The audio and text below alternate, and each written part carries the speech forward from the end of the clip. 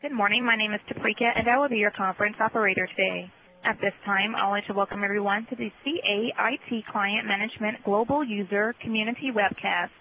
All lines have been placed on mute to prevent any background noise. After the speaker's remarks, there will be a question-and-answer session. If you would like to ask a question during this time, simply press star, then the number 1 on your telephone keypad. To withdraw your question, press the pound key. Thank you. Ms. Levechi, you may begin your conference. Good morning, everyone, and thank you so very much for attending this quarterly meeting of IT Client Management Community. Today we have a special speaker, Brian Petrowski, and he is from the support line, and he's going to be talking today about the IT Client Management chat line. So, you want to jump on, Brad? Sure. Thanks. Hi, this is Brian Petrowski from the IT Client Management Support. I'm going to speak to you about our new feature, Live Chat.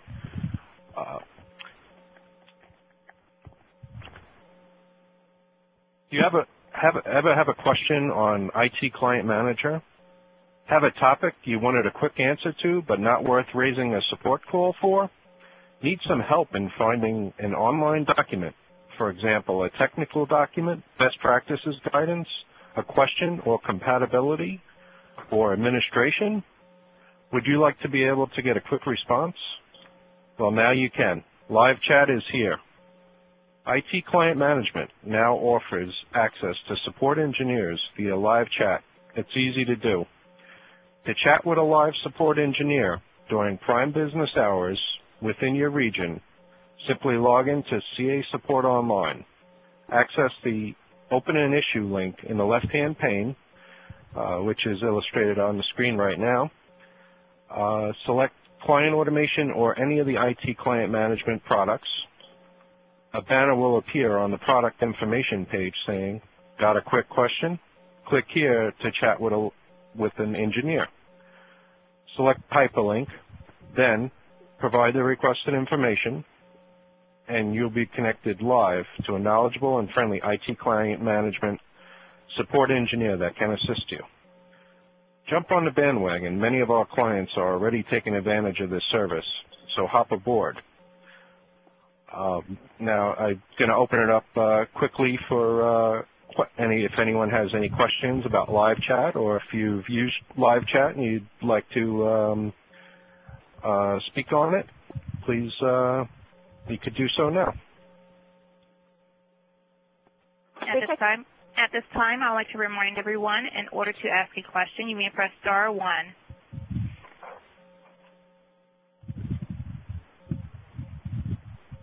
And this Live Chat is available for all products, for all IT Client Management products, version 12.0 and higher.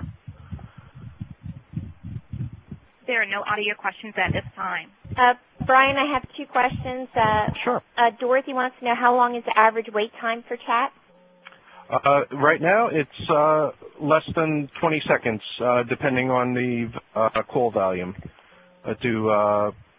for an engineer to pick up your chat. Great. Thank you. And the second question? And the second question is the feature available 24/7?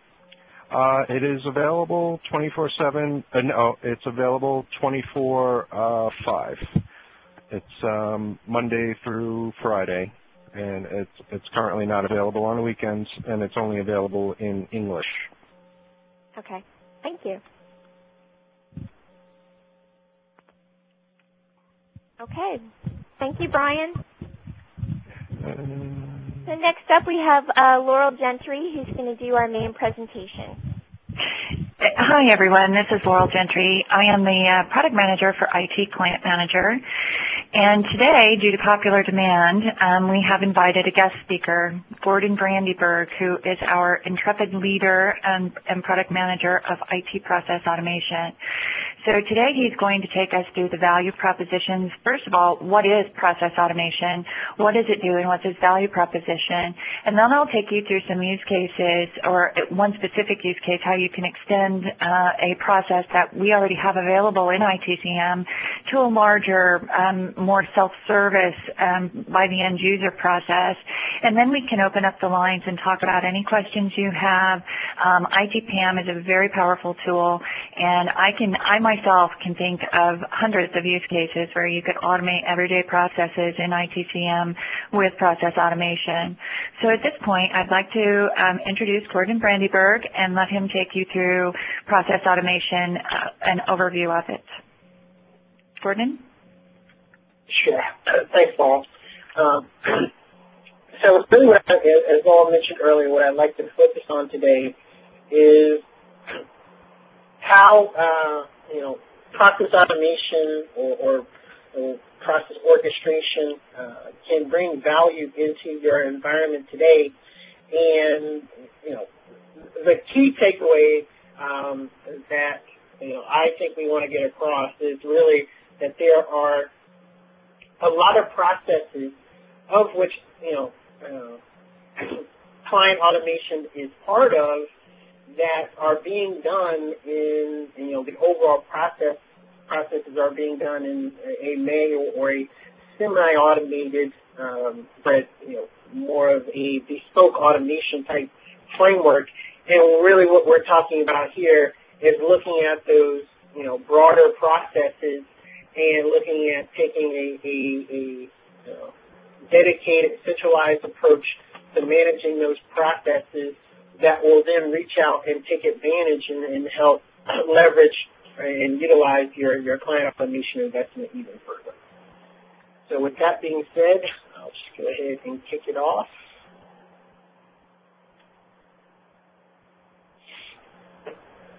So when we talk about automation and specifically process automation, it all goes back to a couple key points. We know that businesses are in a need to grow revenues and grow revenues fast. There's always pressure, and specifically on IT environments, to not only deliver consistently and in a trusted fashion, but ensure that consistent delivery is also continually done in a fashion where it's at a lower cost than it was previously done. So, a constant struggle between lowering your cost of service delivery while raising, the consistency and reliability and efficiency of that delivery.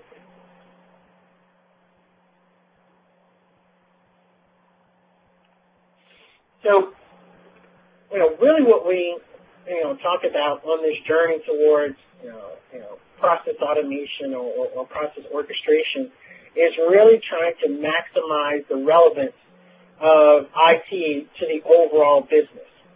And when we look at that, we look at the underlying challenges that are being faced by the IT community so that they are, lockstep in alignment with the business goals and the ongoing business goals that are being, faced by the enterprises that they serve. So, one of the initial challenges that we see in here quite frequently is the, complexity of the IT tool chain, the complexity associated with hiring and purchasing. So, purchasing equipment, hiring personnel to manage it and maintain it. And then inevitably there are costs associated with customizing and configuring and really, providing service engagement for that that tool chain.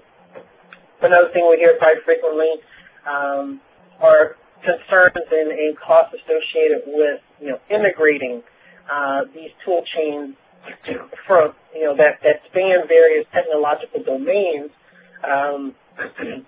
Oftentimes you'll have a best of breed of technology in a certain area, but when you need to reach out and integrate across a different technical domain, providing those integrations, there's no unified way to do that. And then obviously, staff frustration from tedious tasks. So, having to perform, certain tasks over and over again in a repetitive fashion not only becomes tedious, which introduces the opportunity for errors, but also in some regards is a waste of, your most precious resource, which is your human resources, that you could then reallocate to other areas within your IT environment, other challenges that you're facing. So at a high level, really what we're looking to do is really align that, speed, efficiency, and consistency in such a fashion that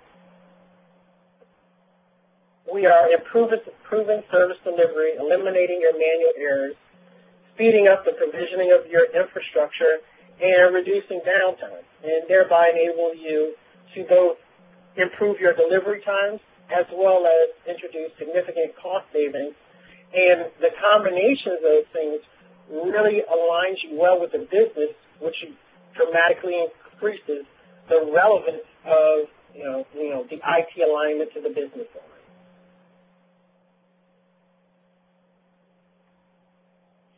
And once you accomplish that, so once we look at enabling the work to be done consistently, and then moving these processes from being executed at what we call a human speed to a machine speed, and it enables IT to move from potentially being seen as a business constraint to a business partner, or more of a collaborative approach, because we're now able to act and respond to business demand in an almost real-time fashion with embedded automation, resilience, and recovery, as well as areas for governance of those processes as well.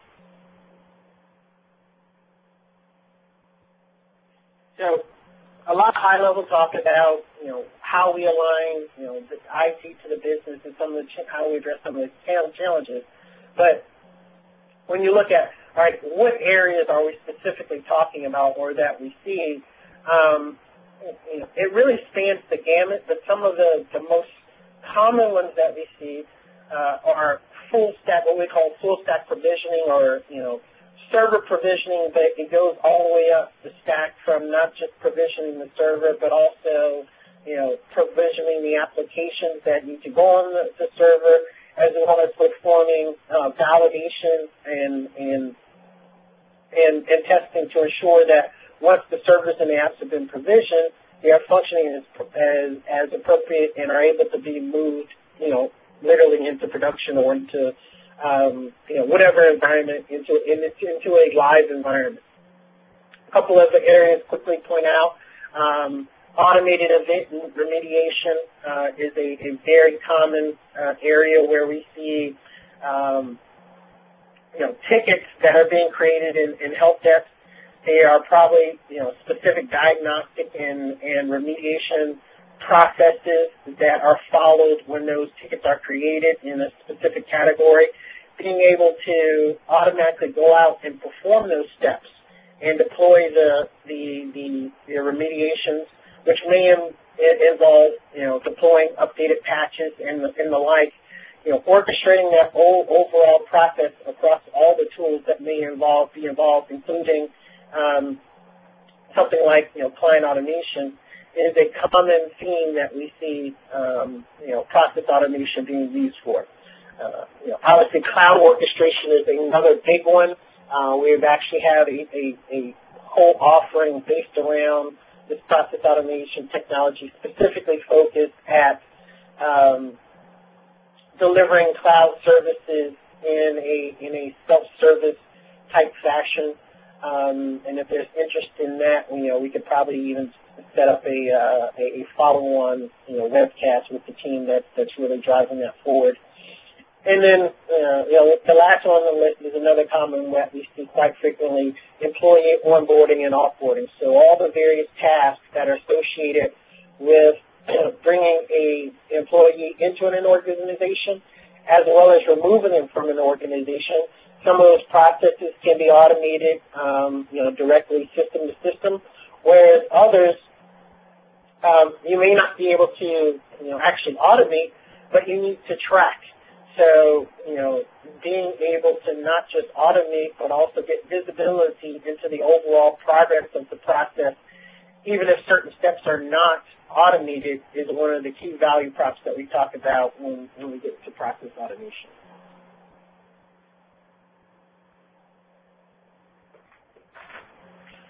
So this is just a example of one of the processes that we talked about earlier in regards to provisioning. So at the above the line, we see a representation of the manual process for going through a typical provisioning exercise, and below we're representing that same request, but it being performed in an automated fashion. And really, the takeaway is, in the manual process, there's a lot of room for delays due to communications between groups, whether or not it's the fact that, someone is not available when a communication is supposed to take place, or if someone doesn't update information in the system after some piece of work is completed. All of those different areas for delayed communication essentially extends the overall service response time or service delivery response time that you're trying to optimize in your IT environment. So if we look at this case, potential delays in communication, and then we have to go in and then a manual process, wait for the data center personnel to actually provision the server, network storage, and app assignments from other groups.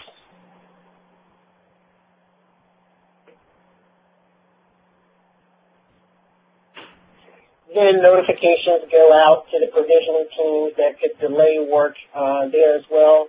And then manual service configuration takes place as the teams that are probably already overloaded find time to fit in that particular request.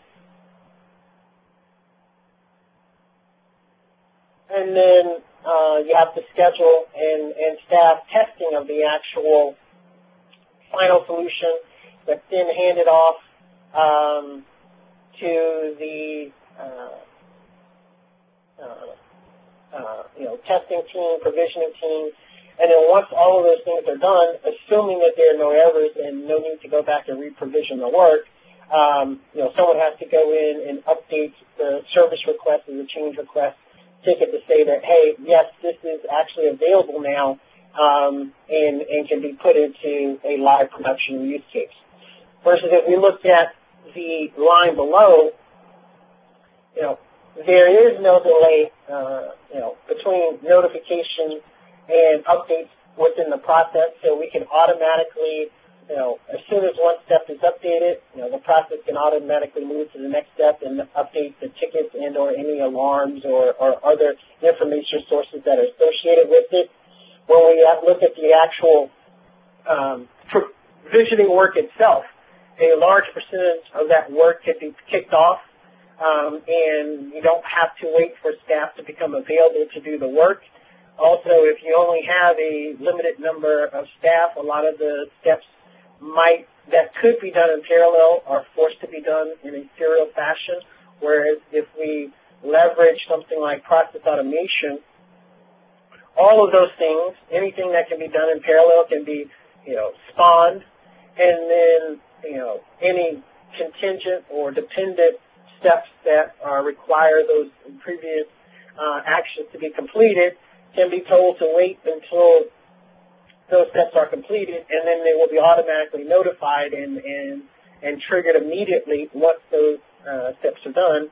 And then when the overall process is done and the testing is performed, we can automatically move that actual server into production and notify any and all interested parties that the server with the associated applications are now available.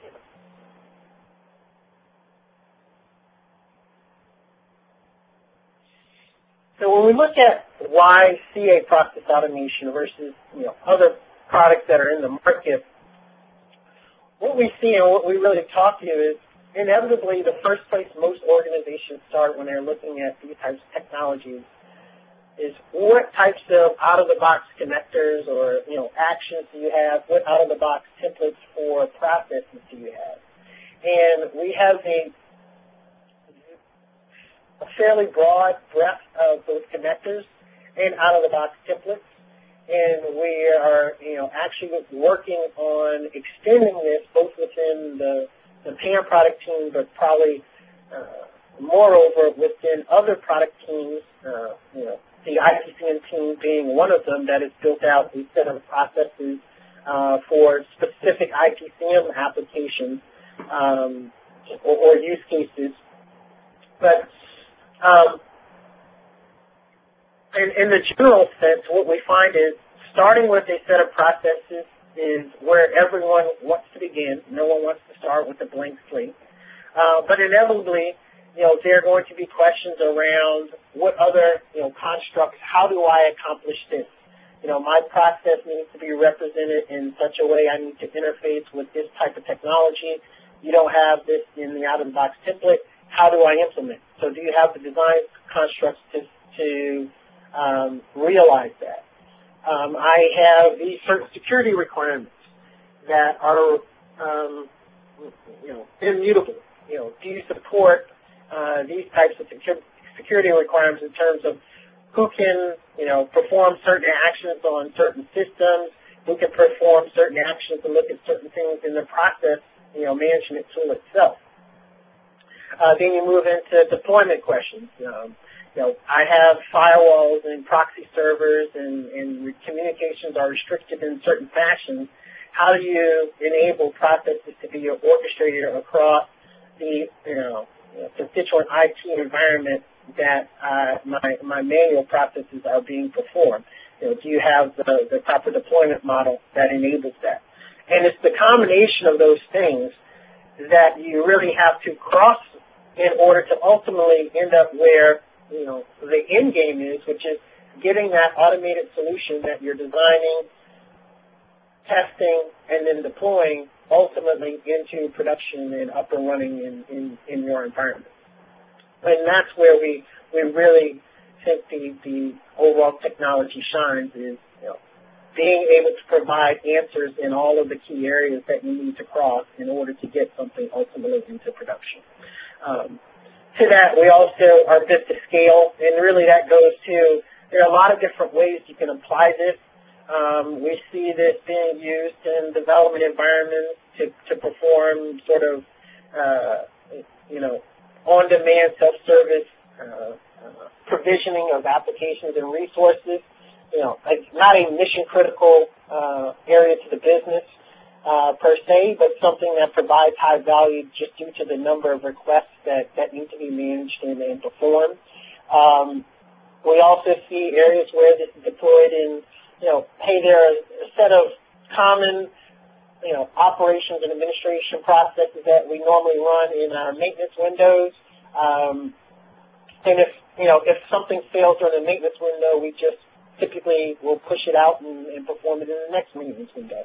Being able to start at that level of, mission criticality as well as, the breadth of the solution, all the way up to a true automated solution that needs to serve, a global community of customers in your environment. So standing up a self-service solution for job management is something one of our customers has built on top of, the process automation technology where, they have a front end that allows their global community of users to go in and start and specify job modifications across the 8 different job tool mechanisms that they have in their environment.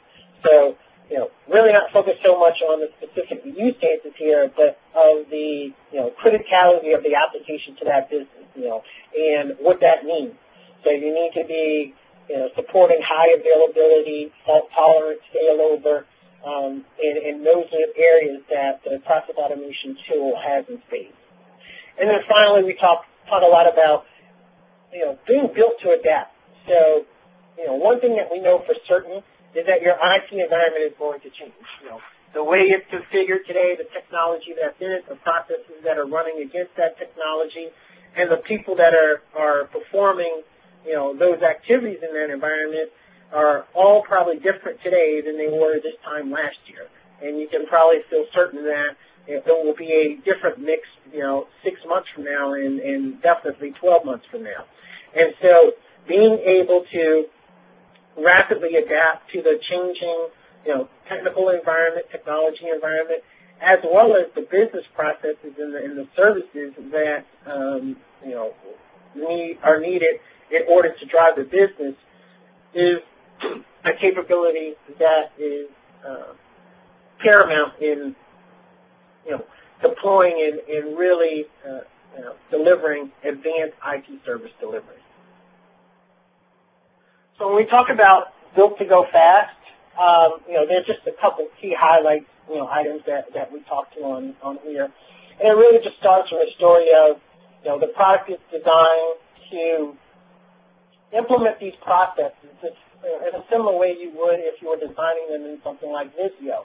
So, a drag and drop capability where you, represent the processes visually, are able to then go in and define configuration information for that particular, set of operations or a series of operations, using pre-engineered integration and process workflows, as well as building these processes in a way that they can be shared across the enterprise. So if someone builds a escalation process, that process can be shared out by other, entities within the environment that also need to represent a similar escalation process.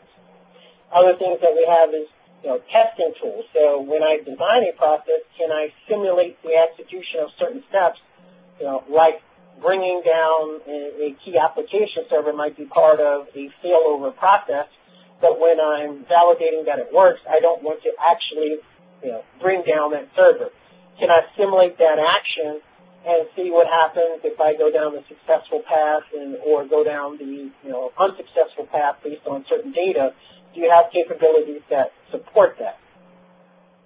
And then finally, when you are executing a process, one of the things that we really talk about is we know that at any given time, you will probably only know a subset of the possible outcomes of all the different tasks that are being performed in an environment. So, one of the challenges has always been, I don't know all the possible, steps or all the possible, potential paths that a process could go down, thereby I can't automate it.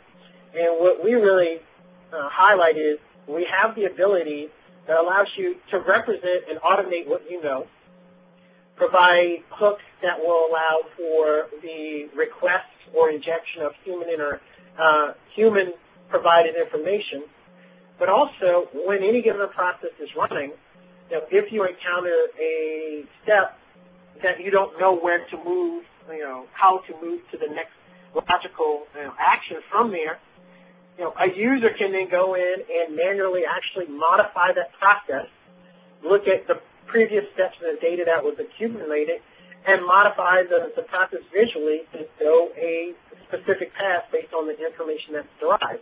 So essentially the process goes into a waiting state. You can modify it based on, this particular instance, and then have it continue from that point in time.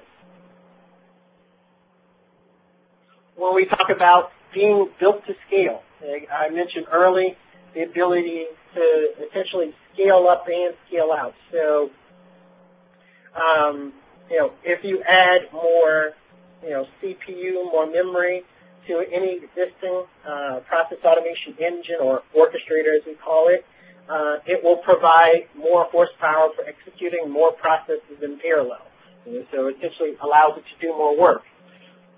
But equally importantly, you can actually, if not more so, you can scale horizontally or out. So I can deploy multiple orchestrators in either a clustered fashion, so they look as a logical orchestrator. And if one of the nodes goes down, the work that that particular node was doing will be handed off to any other node in the cluster. But also, you can scale out through segregation. So if I want to assign an orchestrator for executing in my engineering environment versus one that's executing in the actual ops and data center, but I want them to be able to share, process definitions, you can deploy, the product in such a way that supports that type of deployment. Also mentioned security earlier, and again, that just goes back to the ability to specify, if I'm in, a engineering environment and I only have a few users who will be designing processes, and then everyone else will simply be making requests to execute processes. Security is not that complex of an issue, because the user space is fairly limited, and the number of different access controls you want to put on the processes is fairly limited as well. You essentially want to have a set of super users and then a set of users who just execute processes. But when you look at larger offerings where I want to have solutions being built and then spread out throughout various and multiple production environments, that security becomes a much bigger question.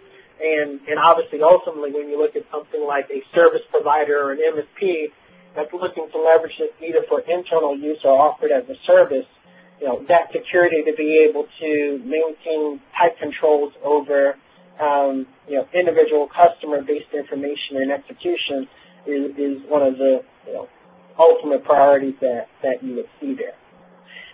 And then finally, the option for deployment models. So, these things can be deployed with or without agents.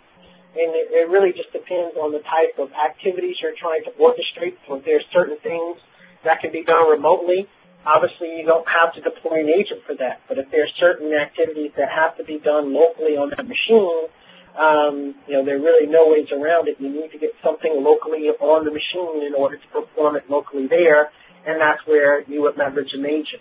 But we also used it as well for managing communication. So if you don't want to open up a hole in your firewall for access to every machine that you might want to potentially perform an operation against, you can put an agent on the other side of that firewall, open up one hole, and then route all communication to all those other machines through that particular agent, and that agent will serve essentially as a proxy for execution on all the agents and all the systems and servers in that environment.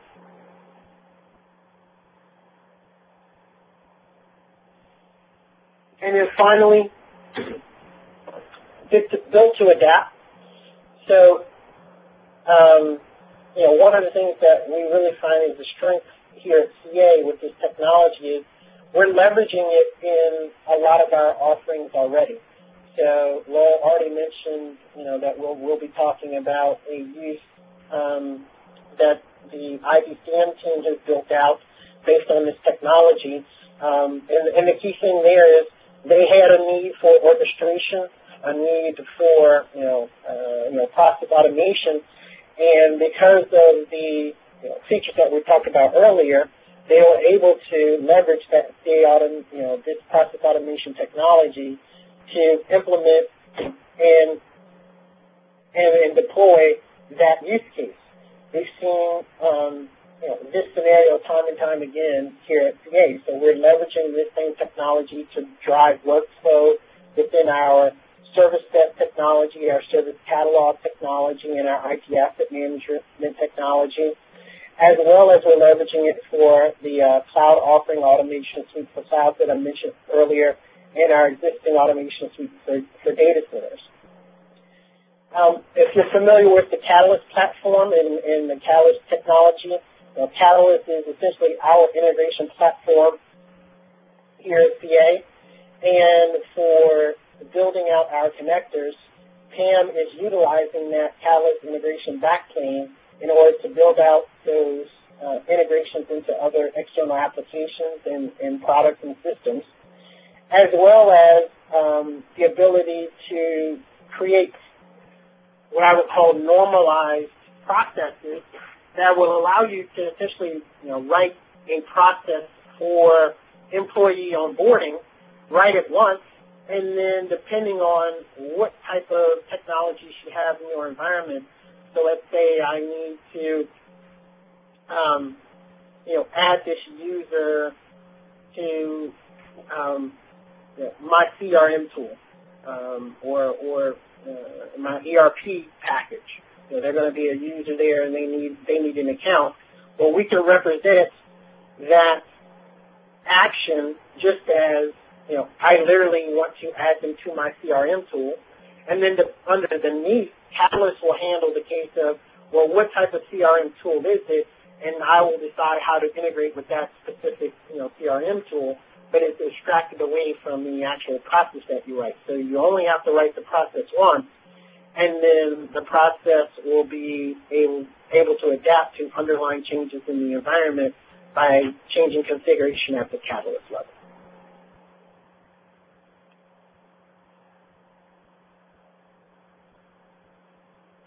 All right. Thank you, Gordon. This is Laurel again, and I wanted to take you through some of the applications of IT PAM and process orchestration within IT Client Manager. As you know, last year we provided an automated migration feature, and underneath that feature is CA process automation that drives the whole process end to end. So it takes you through basically three phases: a pre-install phase where you are able to do an assessment of your install base. You can specify hardware criteria at a very simple level or at a very deep level on what hardware specifications you want to put down the new operating system on, whether that's Windows 7 or coming up Windows 8. That assessment will return groups of computers that are new operating system ready. And from that, you can say, okay, I'm going to take this group of users here, and I'm going to do their migration. And you configure that migration process, telling it what operating system image to use, what software maps to that new computer, because, if you have an old operating system, you probably have old versions of Office and IE and old browser, and you want to clean that up, get them the newer version, so you're able to map your software to newer versions of the software, and that will automatically take place after that OS is installed, all of the software is delivered, and then the person's settings for the applications and the operating system as well as their data is laid back down on their new operating system. So that's something that we have provided, that IT PAM content within Client Automation, ITCM, last year. Now, one of the things that Gordon had said earlier was that, a lot of companies don't like to start with a blank slate.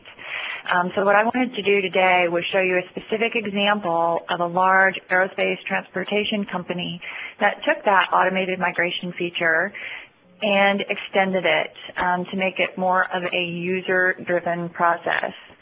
So they thought, this is great, but I want my users to be more involved in the process. I don't want to just have them come in one morning and they have a new operating system. I want them more in control of that so that they can go take training or whatever they wanted to do before they got the new operating system.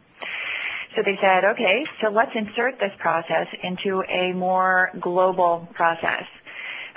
So they wanted to select the PC in ITCM that had already gone through that pre-assessment phase. They knew that it met their hardware specifications for receiving the new operating system.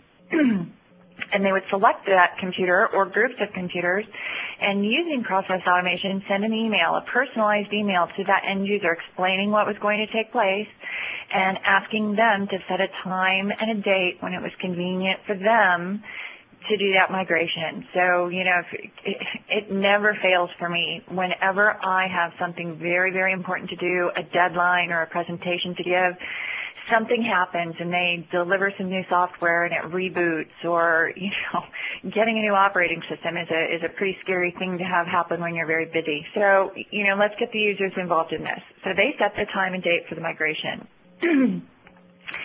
And then using ITCM, Process Automation returns that date and schedules it. And on that date and time, when it's convenient for the user, it starts that automated migration feature within ITCM. So it captures the user's data and settings, wipes and reloads the OS, installs all of the appropriate software, and lays back down that user's DNA, their settings and their data. And then when that is complete and they have that successfully done, they send an email to the user to say, all right, your new PC is ready, and you're able to log on again.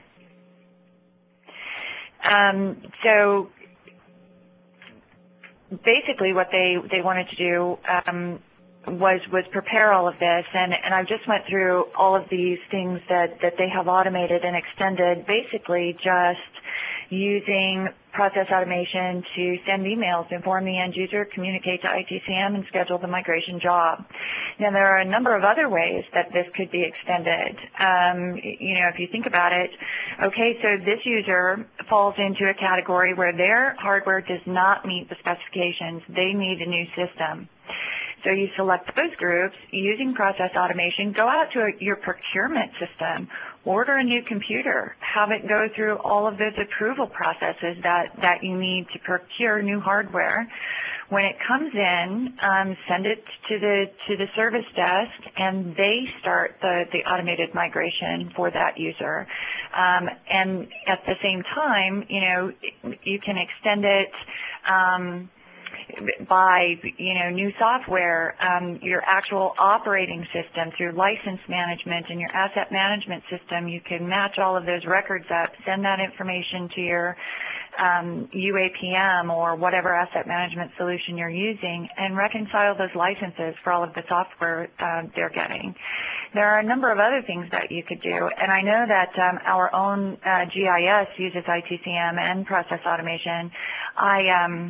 I got an email one day. I had installed Google Chat, and they said, this is not a business-critical application, and it will be uninstalled if you are using it for business. Get an exception from your manager, and we won't uninstall it. So I felt almost violated. They were using my own product against me, but I didn't have a reason for Google Chat to be on my system. So they did go ahead and uninstall it. But you can do all sorts of things with Process Automation. Now, this is just a flow chart of what they were doing with sending the emails to the user and extending the already provided content that we provide for Process Automation. So they do the assessment job, they get a list of PCs, they select a PC or a group of PCs, send an email to the user, and then schedule the migration, automatically do it, email the user that it's done, and then you have your reporting to do. And this is just the flow chart of actually what it looks like in Process Automation. Gordon was saying it's all drag and drop. It's fairly simple to do. It uses the web interfaces and command lines that are available within ITCM to interface with PAM, and then PAM does its magic on the other side. So at this point, I would like to open it up for questions and have a conversation, answer any questions you have about PAM. Either Gordon and I can do that, or we can discuss, have an open conversation about processes within ITCM that you might like to automate. At this time, I'd like to remind everyone, in order to ask a question, you may press *1 on your telephone keypad at this time. We'll pause for just a moment to compile the Q&A roster.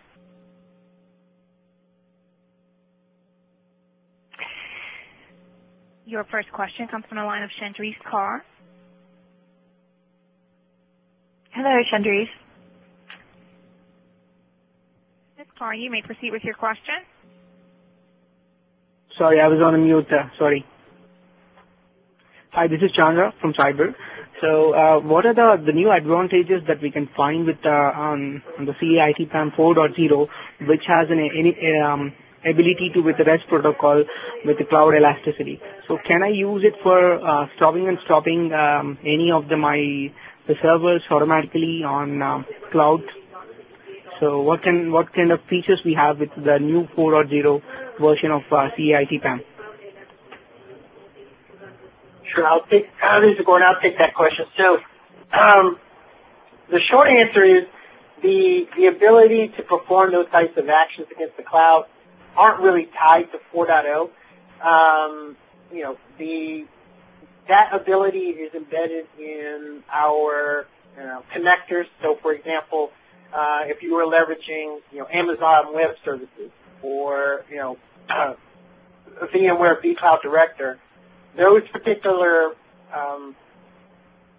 connectors or operations would provide that ability to perform those actions against those particular cloud technologies.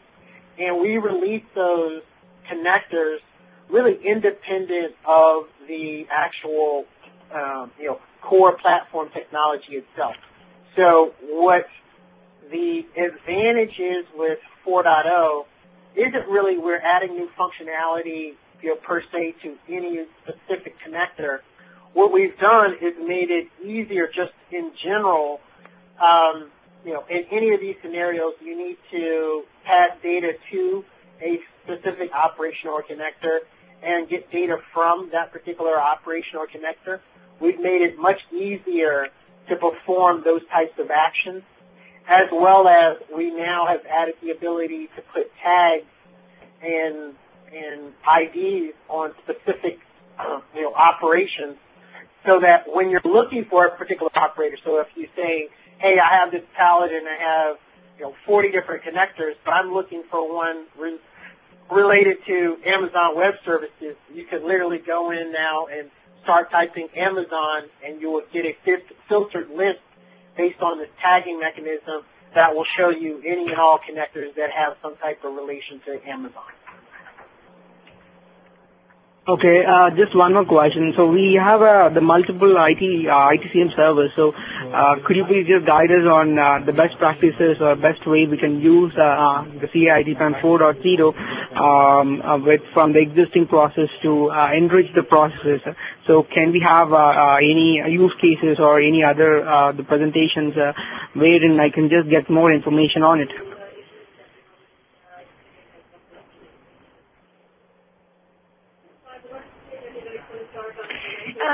We can arrange another presentation, Chandra. If you want to send me, I think you have my email address because we've talked before. If you want to send me your specific use case, we can definitely take a look at it and see if we can't give you some recommendations on what you could do to automate and orchestrate your specific use cases, and then we could also share that out with the community. Okay, fine. Maybe you can just give me email address or name of yourself so that I can just teach. Yeah, I will just I'll make that available. We'll get that out to this group. Okay, fine. Thanks. Again, if you have a question, you may press star, then the number 1 on your telephone keypad. Another thing that I did want to say is that Process Automation does have its own user community, that if you're not already a member, it would be a good idea to go and join and find out what some other people are doing and talking about as far as their use of Process Automation. And at this time, there are no audio questions. All right. Would like to thank everyone today for taking the time and joining. Please reach out if you have any questions for Gordon and I. I also wanted to mention that in an upcoming user community group, we will be presenting Automation Suite for Clouds, which uses ITCM, server automation, service catalog, a number of CA products and non-CA products it reaches out to deliver full service stacks in the cloud. And all of it is driven through process automation orchestration. So would like to notify you of that, and of course we'll be posting that invitation on the communities. and drive a little deeper into some of the very cool things you can do. Another thing that I wanted to mention was that using process automation, you can integrate different products, not only CA products, but if you have a service desk that's non-CA, process automation integrates with other products very, very well because it has this open communication system. So if you wanted to, automate the creation of tickets and have that communicate back to ITCM to drive actions, can definitely do things like that.